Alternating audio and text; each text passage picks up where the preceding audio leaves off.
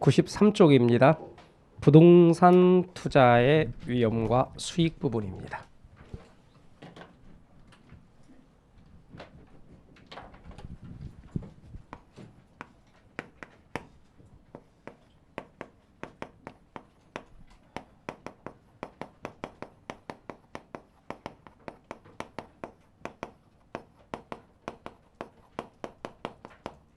부동산 투자의 위험과 수익에 대해서 살펴보면요. 자, 먼저는 이 이야기를 하기 위해서 위험과 수익의 관계, 이것을 보자는 건데요. 부동산 투자의 위험과 수익의 관계. 이 위험과 수익의 관계에서 요구 수익률이라는 개념을 이야기를 또 할 건데요.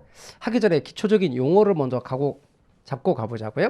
자, 이제 제일 첫 번째는 수익이라는 용어.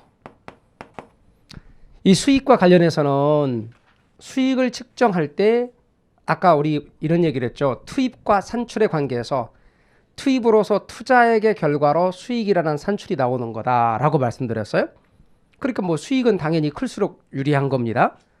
투자액의 결과로 나오는 거예요. 그런데 이 수익이라고 하는 것은 무엇으로 측정하느냐면 기대 수익률이라는 것으로 측정해요. 앞으로 수익은 기대 수익률이라는 것으로 나타낸다. 그런데 이 수익을 나타낼 때 기대 수익률이라는 걸로 나타내는데 이놈 계산은 어떻게 하는지 이것에 대해서 앞으로 또 알려드릴 겁니다. 그러나 기초 과정에서는 제가 여기다 계산식을 쓰지는 않습니다. 그러니까 이해 없이 무조건 하고 그냥 무조건 식부터 암기하시고 막 그러시는 분들이 되게 많아요. 그러니까 나중에는 조금만 변형돼도 어려워요. 막 그렇게 하거든요. 그러니까 아예 굳이 제가 써놓고 뭐 쓰지 마시라 이렇게 할 게 아니라 아예 안 써버려요. 그냥 안 해. 그냥 안 하고 그냥 이렇게 설명을 한다. 그냥. 제가 써놓고 쓰지 마라 이렇게 하면은 왜 써놓고 쓰지 마라고 하나요? 그러니까 그냥 설명을 착착 하고 나중에 할 거예요. 나중에. 여러분 항상 제가 얘기지만 숲을 먼저 봐야 돼요. 숲을 보고 그 숲이 어떻게 돼 있는지를 여러분이 파악을 하셔야 돼요. 숲을 보고 그 다음에 나무를 보는 거예요.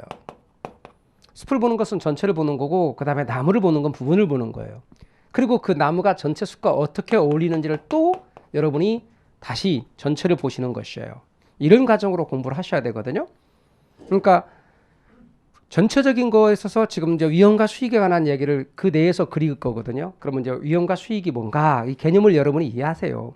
그리고 이제 수익은 뭐로 측정하고 위험은 뭐로 측정하는지 그런 것들을 하나하나 보면서 그 속에 개념이 필요하면 개념도 여러분이 정리하시는 거예요.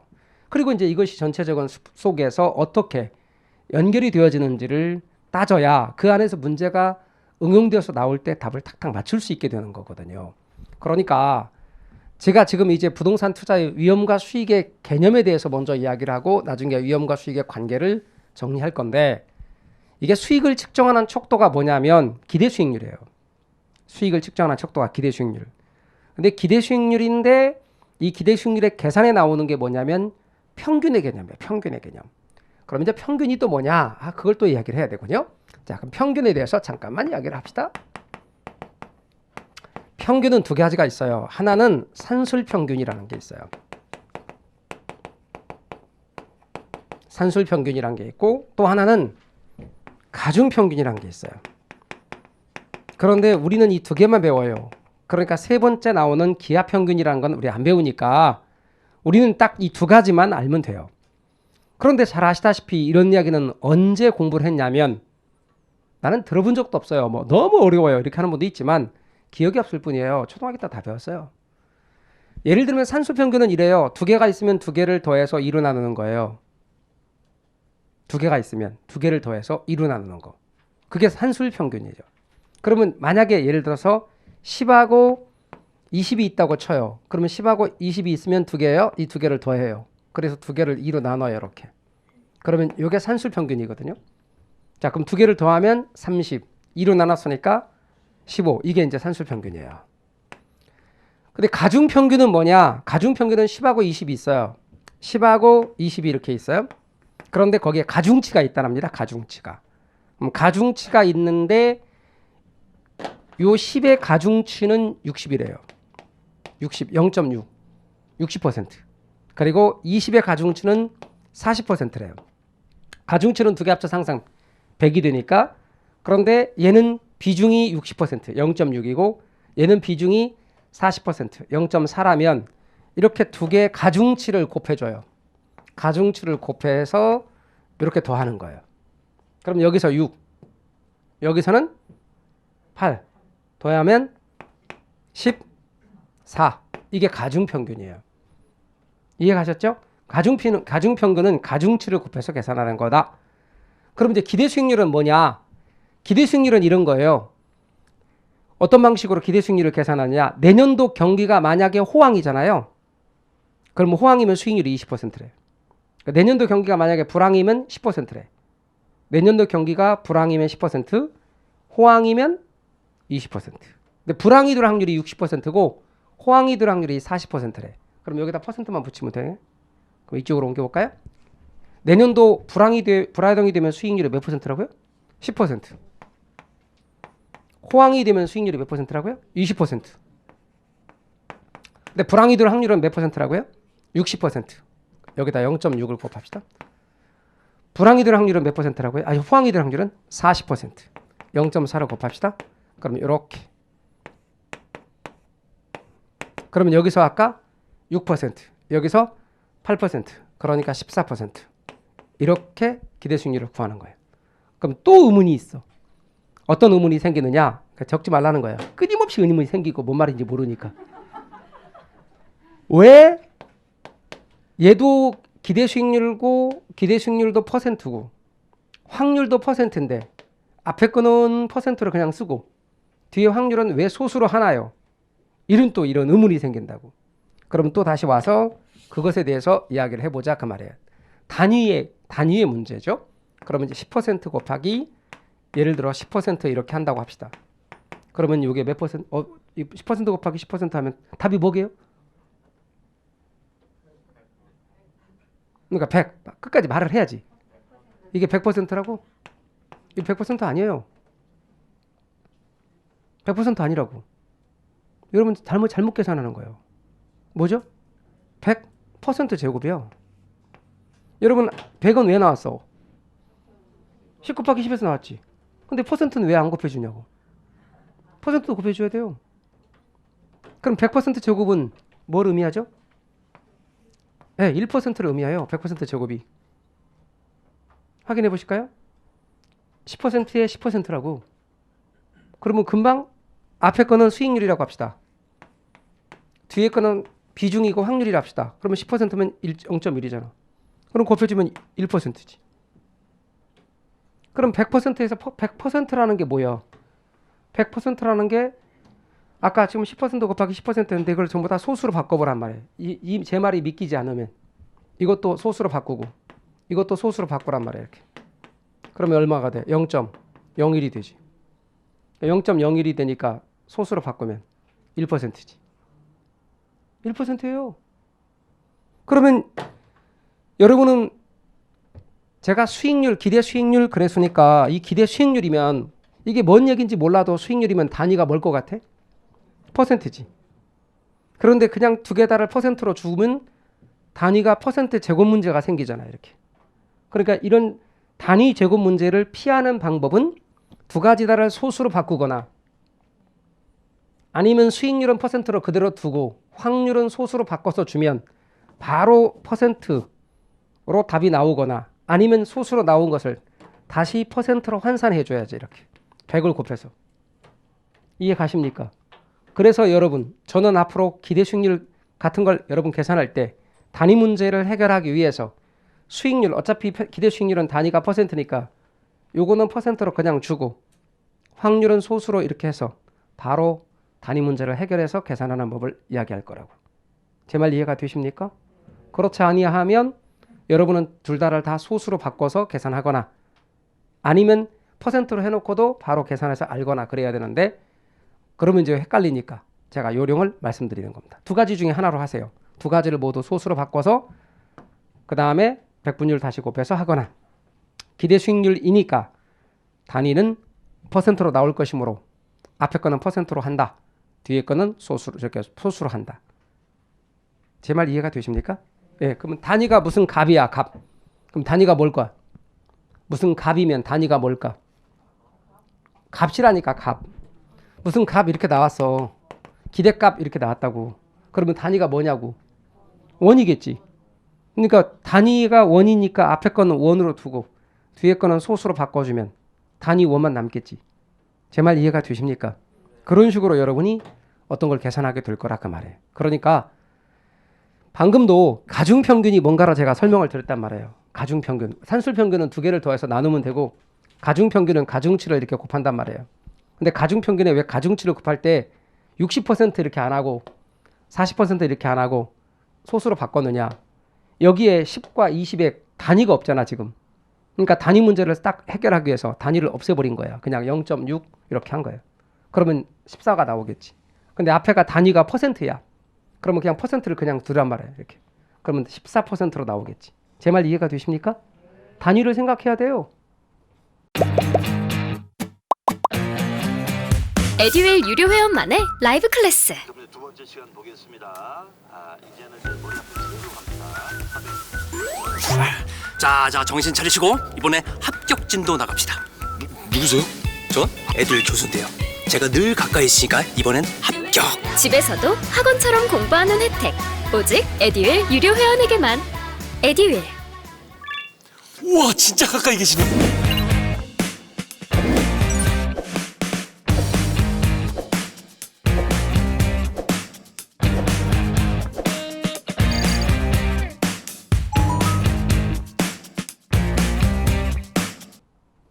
그래서 여러분 이런 것들을 하나하나 산수부터 옛날 초등학교 때 배웠던 산수부터 다시 배운다는 마음으로 하나하나 하시면 생각보다 되게 잘해요. 그래서 앞서가지 말라는 거예요. 그래서 기대 수익률을 계산할 때 앞으로 어떻게 한다? 산술평균 할 거다. 그래서 뭐냐면 수익은 개념 자체가 어떤 개념이냐? 앞으로 수익을 나타내는 기대 수익률은 의미상 평균의 개념이다. 그런데 내가 아는 평균은 무조건 이것만 알고 계신 분들은 저런 말이 나오면 잘 이해가 안 되는 거예요. 보다 산술평균 맞잖아. 따라서 기대 수익률은 평균의 개념이다. 이렇게 말을 하는 거예요. 그리고 이 식은 제가 그냥 임의대로 갖다 넣은 거니까 이런 거 적어놓고 집에 가서 고민하지 마요. 아셨죠? 그리고 나중에 실제적인 식들 문제 같은 거 나왔을 때 제가 가지고 연습 시켜 드릴 거고 이렇게 계산도 이렇게 안 하고 계산기로 금방 계산하는 법도 알려드리고 계산하라고 그러면 계산기를 이렇게 곱해서 여기다가 이렇게 쓴다고 6 이렇게 곱해서 이렇게 쓰고 8 그래갖고 어떻게 더하고 이건 계산기가 주인 욕해. 한 번에 쭉 계산할 수 있어야 돼요. 그래서 신경 쓰지 마시고 여러분 원리만 잘 알아두시면 제가 알려드리도록 하겠습니다. 자, 그래서 여러분은 이제 제가 말씀드렸던 평균의 개념은 산술평균이 있고 가중평균이 있다. 기하평균 이런 건 안 배운다. 이렇게 알아두시고 평균의 의미를 다루어 봤습니다. 평균의 개념을 다루면서 어떤 것도 곁다리로 같이 이야기했냐면 단위 문제까지 같이 이야기했습니다. 퍼센트와 관련해서 어떻게 할 건지 이것도 앞으로 또 할 거니까 지금 이해가 되지 않았더라도 이게 무슨 말인지 모르겠어요. 옛날에 배웠던 거 싹 다 까먹었어요. 그렇다 하더라도 너무 스트레스 받지 말고 넘어가세요. 그러면 제가 실제 계산 나왔을 때 하나씩 또 차근차근 알려드립니다. 갑니다. 그 다음 이제는 수익의 측정을 했으니까 위험의 측정을 해야지. 자, 위험에 대해서 이야기를 해보자고요. 위험입니다. 수익의 개념이 영어로 리턴이라면 위험은 영어로는 리스크라는 말을 쓰죠. 리스크. 이때 위험이라는 말이 한마트면 죽을 뻔했네. 도 맞는 말이긴 합니다. 그러나 투자론에서 말하는 위험은 그런 위험이 아니에요. 투자론에서 말하는 위험은 이런 위험이에요. 잘 보세요. 앞으로 투자론에서 말하는 위험은 나중에 결과를 봤는데 그 결과가 예상과 달라졌네. 그 뜻이에요. 결과가 예상과 달라졌다 그 말이에요. 그러니까 좀 더 있어 보이게 표현하는 말이 이 말이에요. 기대 수익률. 좀 이따 다시 기대 수익률 이 말 또 이야기를 해요. 기대 수익률은 예상 수익률이에요. 과 나중에 결과를 봤을 때 수익률. 지났을 때 그 결과를 봤을 때 수익률이 뭐냐면 실제 수익률이에요. 지나야 알 수 있는 수익률. 그래서 실제로 달성된 수익률. 이 둘을 봤는데 달라졌다는 거예요. 이 말은 예상대로 됐다는 얘기예요? 되지 않았다는 얘기예요? 되지 않았다. 예상대로 되지 않았다. 이 둘이 달라졌다 그 말이에요. 그런데 얘와 얘 사이가 많이 벗어나면 위험이 큰 거예요. 적게 벗어나면 위험이 작은 거예요. 그래서 위험의 경우를 이야기할 때 얘와 얘가 벗어났다를 이야기하는 거예요. 그러면 얘와 얘가 벗어났다를 이야기를 해봅시다. 이제 많이 벗어났느냐 적게 벗어났냐에 따라서 위험이 크다와 작다를 이야기하거든요. 자, 그렇다면 조금 전에 제가 말씀드렸던 것과 관련해서 쟤와 쟤가 많이 벗어났다. 그러면 위험이 크다라고 얘기를 해요. 많이 벗어났다. 그러면 위험이 크다 이렇게 말해요. 적게 벗어났다. 위험이 작다. 이렇게 말을 해요. 그런데 이런 것도 있어요. 기대 수익률과 실현 수익률이 아예 똑같다. 기대 수익률과 실현 수익률이 똑같다. 그러면 예상대로 실현이 되었다 그런 뜻이에요. 예상대로 됐다. 이런 경우는 뭐라고 말하냐면 위험이 없다라고 말해요. 위험이 없다. 이렇게. 그러면 우리가 앞에서 공부했던 재산 3분법의 예를 들어볼까요? 재산 3분법의 예를 들면 위험이 큰 것의 대표적인 예는 주식 같은 걸 들 수 있어요. 위험이 작은 것의 예를 들면 부동산의 경우를 예를 들 수 있어요. 아예 위험이 없는 것의 대표적인 예는 예금을 들 수 있다. 그럼 이처럼 기대 수익률과 실현 수익률이 아예 같다. 기대 수익률과 실현 수익률이 똑같다. 그럼 위험이 없는 거고 이런 경우에 위험이 하나도 없을 때를 우리는 뭐라고 부르냐면 무위험률이라고 불러요. 무위험률을 무위험 수익률 이렇게 말을 하기도 해요. 무위험률, 무위험 수익률 이렇게 말하기도 해요. 그럼 무위험률에는 어떤 것들이 있느냐? 무위험률의 대표적인 예를 두 가지만 드세요. 그러면 첫 번째는 은행의 정기예금 이자율을 들 수 있어요. 무위험률의 대표적인 예를 드시오. 제일 첫 번째는 은행의 정기예금 이자율이에요.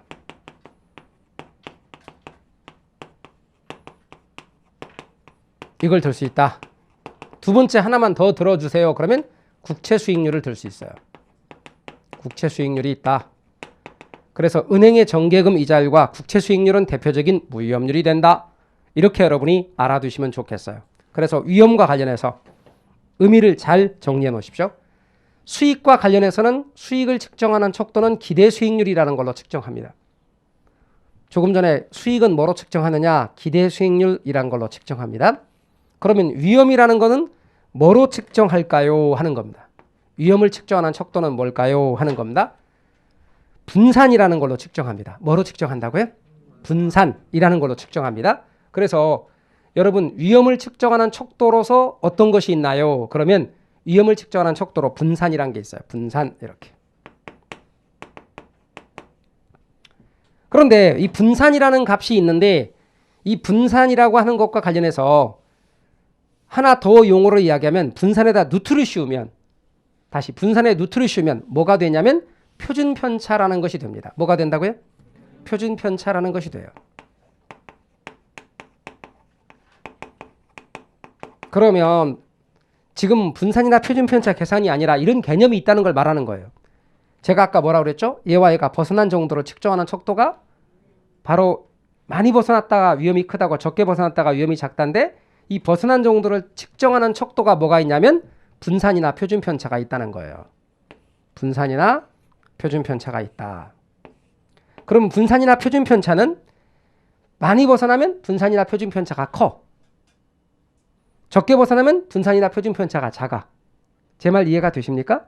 그렇다면 저는 이렇게 말해보겠다는 거예요. 나란히 놓고 A와 B, A와 B의 기대 수익률이 A와 B의 기대 수익률이 이렇대.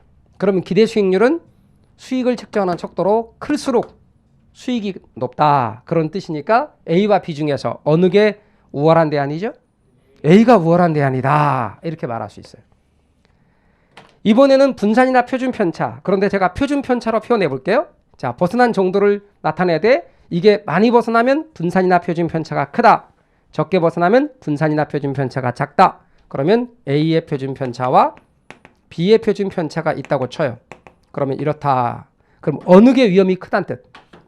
A가 위험이 크다는 뜻. 그러면 어느 게 더 우월한 투자 대안이라는 뜻? B가 우월한 투자 대안이다. 그러니까 기대 수익률 면에서 본다면 A가 크니까 A가 더 좋은 투자 대상이 되고 표준 편차 면에서는 위험을 나타내니까 더 위험이 작은 B가 더 좋은 투자 대상이 되므로 이 두 가지가 같이 있을 때는 어느 걸 선택해야 될지 알지 못합니다. 그런데 이 두 가지가 있을 때 선택하는 방법 두 가지를 앞으로 공부하게 됩니다. 두 가지 방법을 공부하게 됩니다. 지금은 다시 뭐에 대해서 이야기하고 있냐면 기초 개념. 수익이라는 게 있다. 그것은 투입과 산출의 관계 속에서 투입인 투자액의 결과로 산출되는 걸 수익이라고 부릅니다. 아웃풋으로서 수익, 리턴의 개념. 그런데 수익에는 반드시 뭐가 따라가냐면 수익을 얻는 데는 위험이 따라갑니다. 그래서 나중에 위험과 수익은 비례관계를 갖고 있어서 하이 리스크, 하이 리턴이란 말을 씁니다. 높은 수익을 얻으려면 높은 위험을 감수해야 되거든요.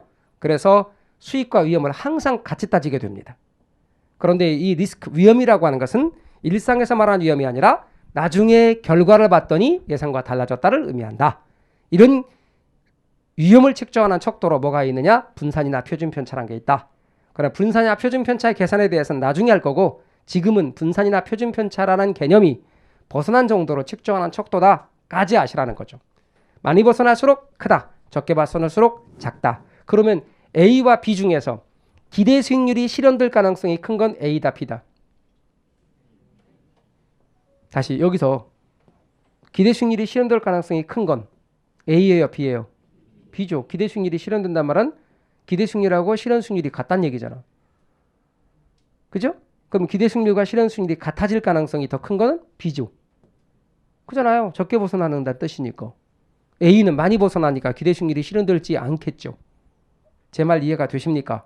그래서 기대 수익률이 실현될 가능성이 큰 것일수록 위험이 작은 거고 기대 수익률이 실현될 가능성이 적은 것일수록 위험이 큰 것이겠죠. 말뜻 이해가 되셨나요? 그래서 기대 수익률이 실현될 가능성이 크다. 그 말은 이 기대 수익률대로 그대로 실제가 될 수 있다. 실제 수익률 혹은 실현 수익률, 이걸 이제 실제 수익률을 뒤에서 가잖아요. 똑같은 말이에요. 실제 수익률을 뭐라고도 부르냐면 뒤에서 또 제가 실현 수익률 이렇게 할 거라고. 그러면 또 실제 수익률을 실현 수익률이라고도 한다. 이렇게. 실현 수익률과 실제 수익률은 같은 말이에요. 그러면 기대 수익률하고 실현 수익률은 똑같다. 그러면 위험이 아예 없다. 기대 수익률과 실현 수익률이 달라졌다. 그러면 위험이 있다. 근데 많이 달라졌다. 그러면 위험이 크다. 적게 달라졌다. 위험이 작다. 이렇게 말하는 겁니다. 자, 그래서 위험과 수익의 의미 요거를 이야기를 했고 어떻게 측정하는지에 대해서도 이야기를 했습니다. 이제는 94로 건너가실까요? 부동산 투자의 위험.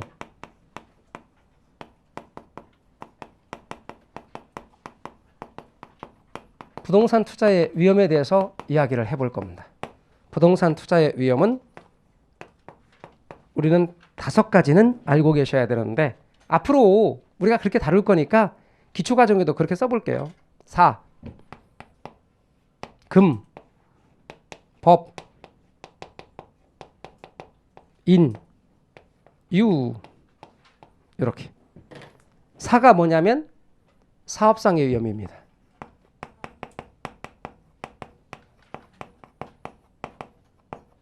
사업상의 위험. 금이 뭐냐면 금융위험, 적자 붙여서 금융적 위험 그래도 좋습니다. 법은 법률적 위험 그래도 되고 법률 위험 그래도 되고 더 줄여서 법적 위험이라고 해도 됩니다. 법적 위험, 법률 위험, 법률적 위험.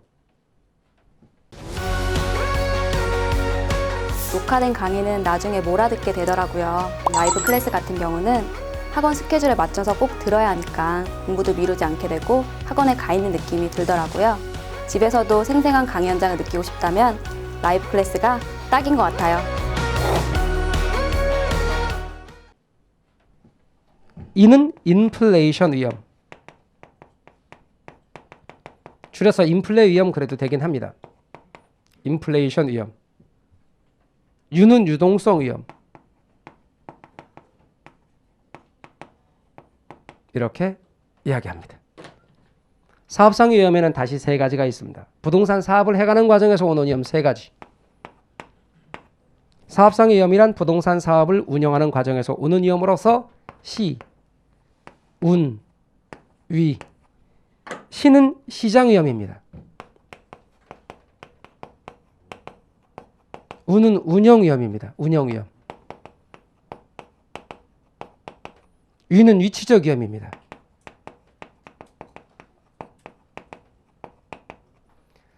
시장 상황의 변동에서 오는 위험입니다. 예를 들면 경기가 좋았다 나빴다 경기 변동이나 이자율의 변동이나 인플레의 심화나 시장 상황이 안 좋아짐에 따라서 오는 위험은 전부 다 싸잡아 시장 위험이라고 부를 수 있습니다. 운영 위험은 지금 기업이 어려운 상태인데 또 근로자가 때마침 파업을 한다네요. 아니면 영업 경비가 증가했대요. 아니면 사무실 관리에 어려움 등이 있대요. 이런 것들은 전부 다 운영과 관련된 위험입니다. 위치적 위험이란 위치의 고정성에서 오는 위험인데요. 예를 들면 이런 겁니다.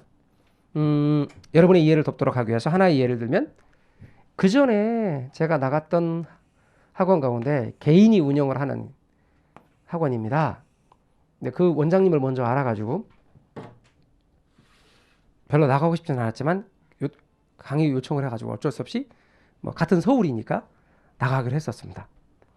나가기로 했는데 이제 물론 에듀윌 제가 하기 전에 옛날의 얘기입니다.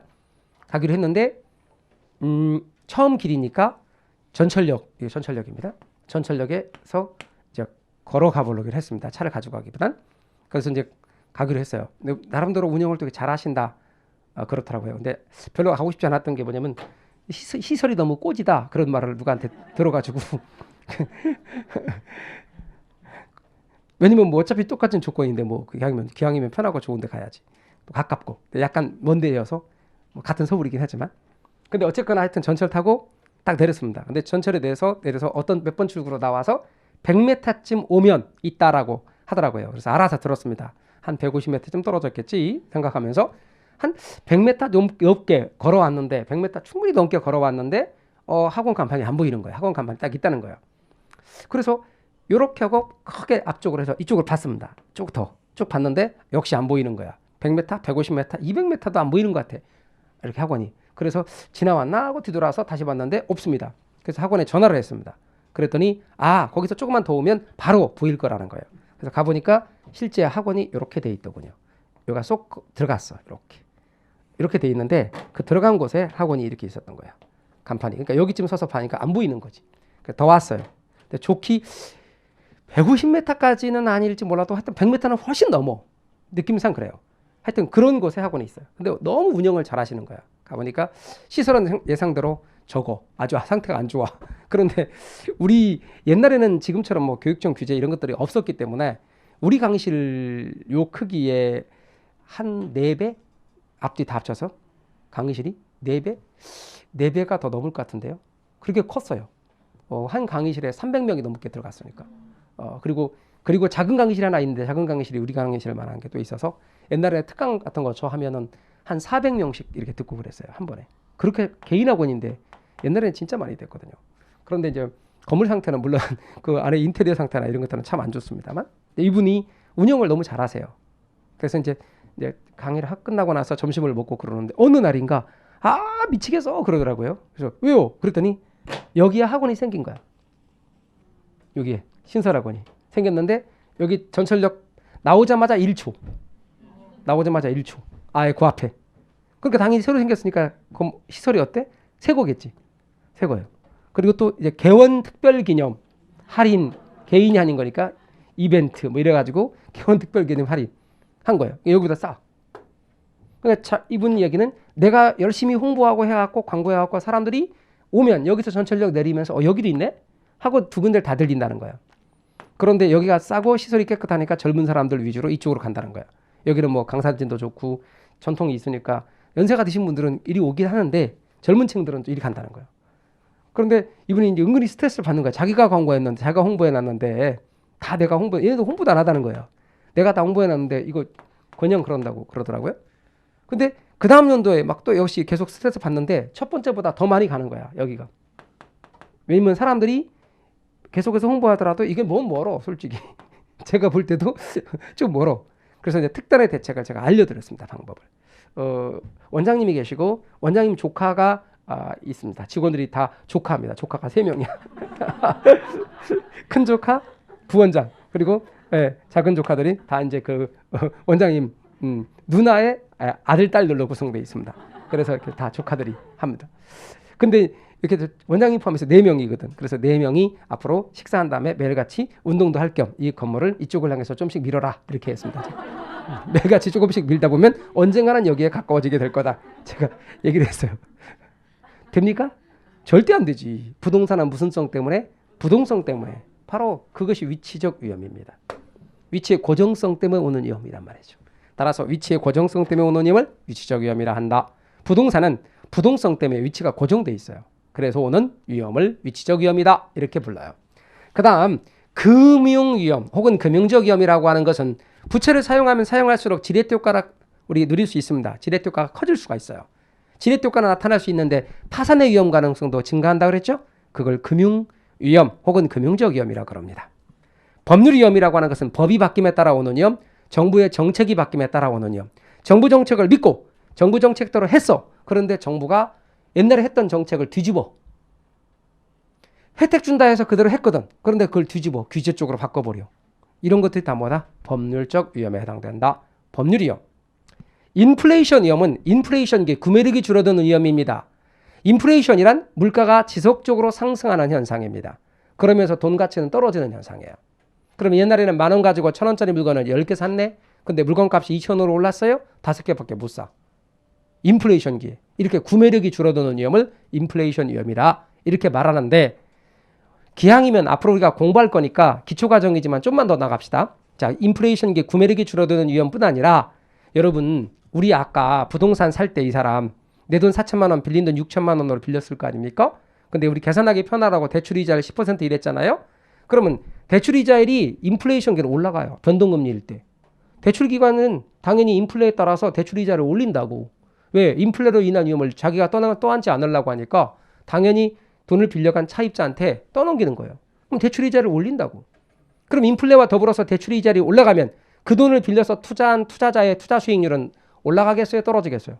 왜 투자 수익률이 줄어들어요? 투자 수익률이 줄어드는 위험은까지를 인플레이션 위험이라고 그래요. 인플레이션기에 대출자가 대출이자율을 올림에 따라서 대출기관이 대출이자율을 올림에 따라서 그 돈을 빌려 투자한 투자자의 수익률이 줄어드는 것을 인플레이션 위험이다 라고 말해요. 자, 일단 난 뭔 얘기인지 모르겠어. 그래도 금융에서 또 나와. 그리고 앞으로 또 계속 할 거예요. 반복이 기적을 만든다는 말은 뭐냐면 한 개도 모르겠는데 나중에는 오 그래 답이 나오는 거예요. 답을 맞춰. 그리고 계산 같은 거 아까 저런 산수 같은 계산도 뭔 얘기인지 한 개도 모르겠는데 나중에 산수 말고 산수인데 조금 어려운 산수 분수 이런 것도 계산하는 거 있지. 막 여러분이 막 계산을 되게 금방 빨리 해요. 야, 근데 우리 미분적분 이런 거 안 해요. 그 다음에 2차 함수 뭐 이런 것도 안 해. 인수분해 안 해. 그런 거 안 해. 우리는 뭐야? 사칙연산 이런 거 해요. 그 사칙연산 중에서 나누기 이런 거 이런 맨날 나누기. 그것 때문에 우리가 항상 어려운 거예요. 자, 그래서 인플레이션 위험 그것만 알고 가세요. 너무나 막 그렇게 나 확실하게 뭔 얘기인지는 모르겠는데 해도 괜찮아. 인플레이션기에 구매력이 주는 위험, 인플레이션기에 아까 대출이자율이 대출기관이 대출이자를 올린데 그러면 그 돈을 빌려서 투자한 투자자의 수익률도 이자율이 올라갔기 때문에 갚아야 될 이자가 많아져서 투자 수익률이 줄어드는 위험이다. 유동성이란 말이 뭐냐면요. 어떤 자산을 현금으로 바꿀 수 있는 정도를 유동성이라 그래요. 아까 비슷한 말 나왔는데 환금성 같은 말이라고 이해하시면 돼요. 돈으로 바꿀 수 있는 정도, 현금으로 바꿀 수 있는 정도. 자, 그러면 유동성 위험이 뭔데? 유동성 위험은 이런 뜻이에요. 어떤 자산이 있어. 근데 현금으로 바꾸려는데 안 바꿔줘. 그럼 돈이 묶이잖아요. 이 돈이 묶이는 위험이라고 이해하세요. 그럼 앞으로 유동성 자체를 뭐로 보자? 돈, 현금으로 보자. 그럼 유동성 위험은 돈이 묶이는 위험이다. 그럼 여러분이 친구한테 돈 빌려줬네? 친구가 갚기 전까지 내 돈 묶이죠? 유동성 위험이야. 금융기관이 갑돌이한테 대출했어. 근데 고정 이자율로 5% 고정금리, 융자기간은 10년이래. 그럼 원칙적으로 갑돌이는 10년만 있다가 갚아도 되는 거잖아. 10년간 빌렸으니까. 그러면 돈이 몇 년간 묶이는 거야, 원칙적으로. 10년간 묶이지. 그러면 대출기관은 대출과 동시에 항상 무슨 위험이 따라온다? 유동성 위험이 따라오는 거예요. 이해가셨습니까? 근데 유동성 위험을 해소하는 방법이 있긴 해, 나중에 이제. 그런 걸 배우게 돼. 유동화를 통해서. 돌아와서 유동성 위험이 이런 겁니다. 우리 시작할 때 부동산 1억이라고 하고 시작했어. 1억 주고 부동산 샀는데 이제 이 사람이 돈이 필요해서 1억짜리 부동산 누가 봐도 1억인데 현금으로 바꾸려니까 안 바꿔진대. 사람들이 안 산대요. 왜? 경기가 어려워가지고 안 좋아져서 못 바꾸겠대. 안 사겠대. 그러면 어떻게 해요? 누가 봐도 1억짜리를 할 수 없이 손해보고 9천만 원에 팔았네? 그랬더니 누군가 샀어. 그럼 나는 1,000만 원 손해보고 팔았잖아요. 이런 것도 다 뭐다? 넓게 보면 유동성 위험. 그러니까 돈이 묶이는 위험이 유동성 위험이고 현금화의 어려움 위험도 유동성 위험이다. 제 말 이해가 되십니까? 그래서 여러분께서는 부동산은 현금화의 어려움, 즉 환금성 위험, 그게 바로 유동성 위험이다. 유동성 위험을 다른 말로 환금성 위험이라고도 한다. 용어 의미 잘 알아두시면 좋겠습니다. 그래서 앞으로 부동산 투자의 위험은 사, 금, 법, 인, 유 할 거예요. 사, 금, 법, 인, 유 할 거라고요. 자, 그 다음 부동산 투자의 수익률에 대해서 이야기합시다.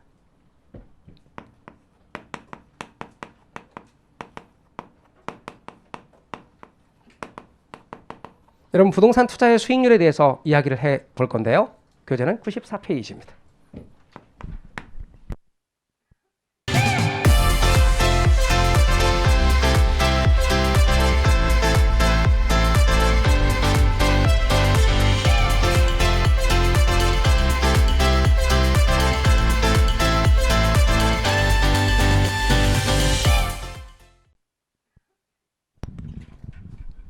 세 가지의 수익률에 대해서 이야기를 할 겁니다. 제일 첫 번째는 요구 수익률, 두 번째는 기대 수익률, 세 번째는 실현 수익률, 아까 말한 실제 수익률, 그 실현 수익률입니다. 이게 이렇게 세 개를 이야기하려고 해요. 그런데 어쩌고 저쩌고 말로 할 게 아니라 이런 상황을 설정해 놓고 이해를 하면 이해가 빨라요. 그래서 제가 상황 설정을 할게요. 갑이란 사람이 1,000만 원을 가지고 있대요. 언제냐면 2020년 12월 1일 현재 1,000만 원을 들고 어떤 A라는 은행을 찾아갔죠. 야, 은행아, 내가 1,000만 원 너한테 맡길 건데 너 1년 후에 얼마 줄래? 은행이 말하기를 네가 1년 후에 오면 1년 후 12월 1일 날 오면 2021년 12월 1일 날 오면 은행의 정기예금 이자율이 4%거든. 그러니까 4% 줄게 라고 했다 합시다. 그랬더니 갑돌이는 너무 마음에 안 든다. 난 투자할 거야. 투자를 알아보기로 했대요. 어떤 투자 대상에서의 수익은 얼마인가 봤더니 1년 후에 1,100만 원의 수익이 날 것으로 예상이 됩니다. 1년 후 2021년 12월 1일이 되면 이렇게 1,000만 원의 수익이 예상이 됩니다. 1,100만 원의 수익이 예상이 됩니다. 그러면 지금 1,000만 원 투자해서 1,100만 원의 수익이 예상됐으니 여기에 예상되는 수익률은 몇 %입니까? 네, 10%. 여기가 10%입니다. 그러면 이 경우는 이 사람이 투자를 결정하는 날이 요 날 투자 결정을 하거든요. 이때 투자 결정하는 시점이에요. 다시 투자를 결정하는 시점이 언제라고요? 2020년 12월 1일 날 투자 결정을 해요. 근데 투자를 채택하겠어요? 안 하겠어요? 투자할 것 같아요? 안 할 것 같아요? 하지. 여기다 넣어? 돈? 안 넣지. 여기다 넣지. 투자한단 말이에요. 그때 여기다 투자를 결정하기 위해서 갑돌이가 투자를 결정하기 위해서 최소한 보장돼야 되는 수익률은 몇 %는 돼야 투자해요? 에? 아니 10%가 아니지. 10%는 지금 예상되는 수익이잖아. 4%는 돼야 투자하지. 여기다 돈 넣으면 얼마인데? 4%. 그런데 여기다 돈 안 넣고 여기다 투자하기로 했잖아. 그럼 여기서 몇 % 이상은 보장돼야 돼? 4% 이상은 보장돼야 투자하지. 근데 10%는 4% 이상이에요? 아니면 이하예요? 이상이니까 투자하겠지. 자, 다시 한번 말합니다. 여기다 돈 넣으면 4% 주겠대. 근데 이걸 포기하고 여기다 투자하기로 했대. 그러면 결국 이때 저기다 투자를 하기 위해서 보장돼야 되는 최소한의 수익률은 몇 %다? 4%다. 이해가셨어요? 그때 4%를 뭐라고 한다? 투자를 결정하기 위해 요구되는 최소한의 수익률. 투자를 결정하기 위해 요구되는 최소한의 수익률. 그게 몇 %예요? 4%. 그럼 여기가 5%다. 투자할 수 있겠지. 6%다. 투자할 수 있겠지. 4% 이상이 되면 투자할 수 있겠죠. 4%는 뭐다? 투자를 결정하기에 요구되는 최소한의 수익률. 그래서 요구 수익률이다. 그래. 4%. 그리고 이것은 투자를 결정하기에 요구되는 최소한의 수익률이고 따라서 투자 결정의 필수 수익률이에요. 필수 수익률이에요. 그런데 여기서 10%는 그 투자 대상으로부터 예상되는 수익률이죠. 이게 기대 수익률이에요. 기대 수익률은 그러니까 예상 수익률이다.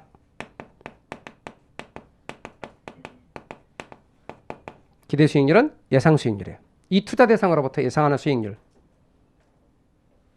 또한 동시에 지금 내가 투자하는 돈 1,000만 원과 미래 예상 수익 1,100만 원 사이 내부에서 10%를 구한 거예요. 그러니까 여기서 10%는 뭐다? 내부 수익률. 10%는 뭐라고요? 내부 수익률. 얘는 내부 수익률이에요. 내부에서 구한 거예요. 그런데 내부 수익률인데 여기서 4%는 이거는 투자자가 결정하는 게 아니라 외부에서 주어진 거잖아. 그러니까 외부 수익률인 거야. 이 말과 대응해서 얘는 외부 수익률. 얘는 외부에서 주어졌기 때문에 외부 수익률. 이는 내부에서 결정된 거니까 내부 수익률. 이 안에서 구했죠. 내부 수익률. 얘는 내부 수익률, 얘는 외부 수익률. 얘와 얘 사이에서 구한 게 아니야. 얘는 은행이 말했어요. 4%라고. 이해하셨어요? 따라서 은행이 말하기를 4% 줄게. 이렇게 정해졌기 때문에 외부 수익률이에요. 그러나 이 투자 대상 내부에서 구해지는 기대 수익률은 내부 수익률이란 말이에요. 또한 동시에 잘 봐요, 여러분. 우리는 어떤 개념을 이야기를 해야 되냐면 기회비용이라는 개념을 이야기를 해야 돼요. 왜냐하면 선택관계잖아요. 여기다 돈 넣을까? 여기다 돈 넣을까? 이런 선택관계 A일까? B일까? A와 B 중에서 선택관계일 때 A를 선택했다면 A 선택의 기회비용은 B다. B를 선택했다면 A를 포기한 거니까 B 선택의 기회비용은 A다. 이렇게 말해요. 그러나 선택관계가 이렇게 여러 개가 있다 합시다. 여러 가지 중에서 선택하는 것이 더 일반적이죠. 자, 이렇게 있을 때 기회비용에 대해서 알아보기 위하여 이제 A, B, C, D 딱 있는데 기회비용에 대해서 알아보기 위해서 이걸 금전적인 것으로 환산할 겁니다. 하기 전에 갑돌이는 이 중에서 어느 걸 선택할까 고민하다가 최종적으로 A 할까 B 할까 하다 A를 선택했답니다. 그리고 나서 뚜껑을 딱 열어봤는데 얘는 10만 원, 얘는 12만 원, 얘는 7만 원, 얘는 5만 원을 선택의 결과로 획득하게 됐답니다. 그럼 A 선택의 기회비용은? 이라고 물었을 때 기회비용을 가장 쉽게 잘 이해하는 방법은 선택한 걸 가리세요. 그리고 포기한 것 중에 최고가 그 선택의 기회비용입니다. 그러니까 A 선택의 기회비용은 B 12만 원입니다. B 선택의 기회비용은 A 10만 원입니다.